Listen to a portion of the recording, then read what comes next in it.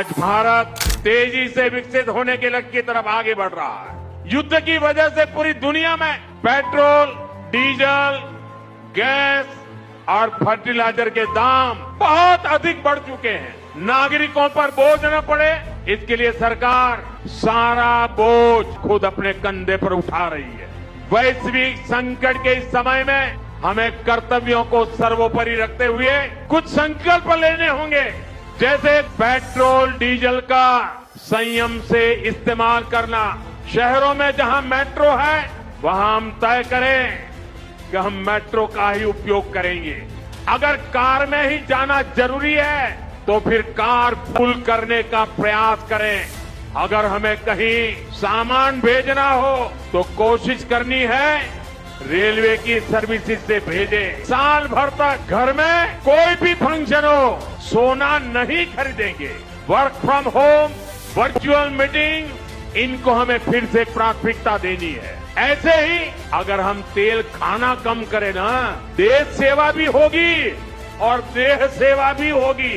बहुत जरूरी है कि हम मेट्रो है वहां हम तय करें कि हम मेट्रो का ही उपयोग करेंगे। अगर कार में ही जाना जरूरी है तो फिर कार पूल करने का प्रयास करें।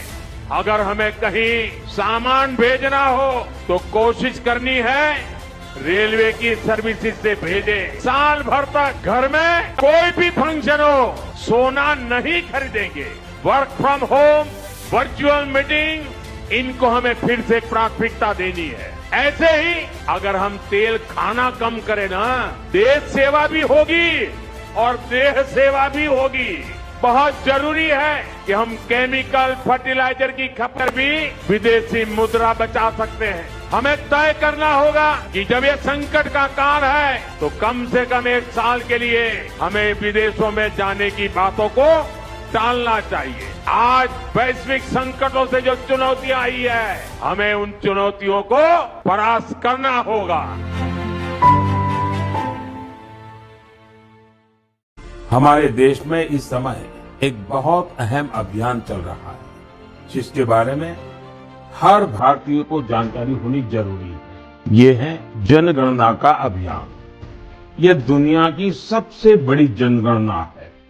जनगणना 2027 को डिजिटल बनाया गया है। घर घर जाने वाले कर्मचारियों के पास मोबाइल ऐप है। वे आपसे बात करके उसी में जानकारी दर्ज करेंगे। इस बार जनगणना में आपकी भागीदारी भी आसान बनाई गई है। आप खुद भी अपनी जानकारी दर्ज कर सकते हैं। कर्मचारी के आने से 15 दिन पहले आपके लिए सुविधा शुरू हो। आप अपने समय के अनुसार जानकारी भर सकते हैं। जब आप प्रक्रिया पूरी करते हैं तो आपको एक विशेष आईडी मिलती है। यह आईडी आपके मोबाइल या ईमेल पर आती है। बाद में जब कर्मचारी आपके घर आता है तो आप यही आईडी दिखाकर जानकारी की पुष्टि कर सकते हैं। देश की जनगणना सिर्फ सरकारी काम नहीं है, यह हम सबकी जिम्मेदारी है। आइए हम सब मिलकर इस प्रक्रिया में भाग लें, जनगणना 2027 को सफल बनाएं। मेरे देश की माताएं, बहनें, बेटियां, आज आप सब दुखी हैं। मैं भी आपके इस दुख में दुखी हूं। नारी शक्ति को भागीदारी दिलाने की लड़ाई दशकों से चल रही है। वर्षों से मैं भी इसके लिए प्रयास करने वालों में से एक हूं। आज भले ही बिल पास कराने के लिए जरूरी 66% वोट हमें नहीं मिला हो, लेकिन मैं जानता हूं देश की 100% नारी शक्ति का आशीर्वाद हमारे साथ है। मैं देश की हर नारी को विश्वास दिलाता हूं, हम महिला आरक्षण के रास्ते में आने वाले हर रुकावट को खत्म करके रहेंगे, हटा करके रहेंगे। हमारा हौसला भी बुलंद है, हमारी हिम्मत भी अटूट है और हमारा इरादा भी अड़िग है। महिला आरक्षण का विरोध करने वाली पार्टियां ये देश की नारी शक्ति को संसद और विधानसभाओं में उनकी भागीदारी बढ़ाने से कभी भी रोक नहीं पाएंगे। सिर्फ वक्त का इंतजार है। नारी शक्ति के सशक्तिकरण का बीजेपी एनडीए का संकल्प अक्षुण्ण है।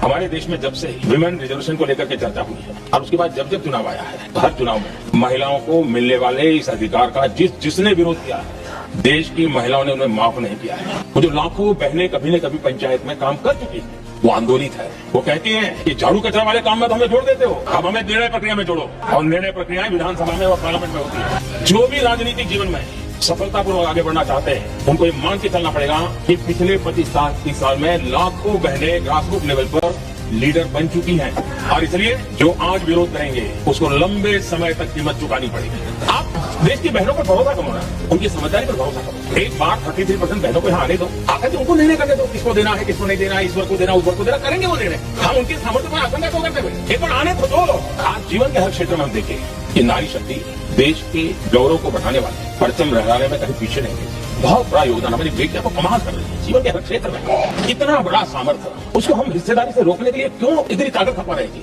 और मैंने जैसा पहले ही कहा, आज पूरा देश और विशेष करके नारी शक्ति हमारे निर्णय तो देखेगी, लेकिन निर्णय से ज्यादा हमारी नीयत को देखेगी। हमारी नीयत की खोट देश की नारी शक्ति कभी माफ नहीं करेगी।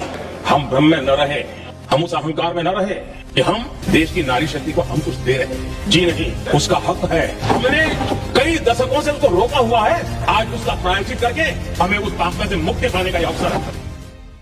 पंचायतों में आरक्षण देना है तो आराम से देते हैं, क्योंकि उसमें उनको खुद का पद जाने का डर नहीं लगता है। उसको कहता है हम सुरक्षित यार वहां दे दो। ये उस समय गलियारों में बहुत चर्चा थी कि बोले कभी नहीं करेंगे यहां बैठे हुए। क्यों? क्योंकि उनका कुछ जाएगा और इसलिए। और बगे पंचायत का हो जाता है, 50% तक पहुंच गए। आज से 25 साल 30 साल पहले जिसने भी विरोध किया तो विरोध राजनीतिक सतह से नीचे नहीं गया था। आज ऐसा समझने की गलती मत करना। पिछले 25-30 साल में ग्रासरूट लेवल पे पंचायती चुनाव व्यवस्थाओं में जीत करके आई हुई बहनों में एक पॉलिटिकल कॉन्शियसनेस है। वे ओपिनियन मेकर हैं ग्रासरूट लेवल पे। 30 साल पहले वो शांत रहती थी, बोलती नहीं थी, समझती थी, बोलती नहीं थी। आज वो वोकल है और इसलिए जो आज विरोध करेंगे उसको लंबे समय तक कीमत चुकानी पड़ेगी।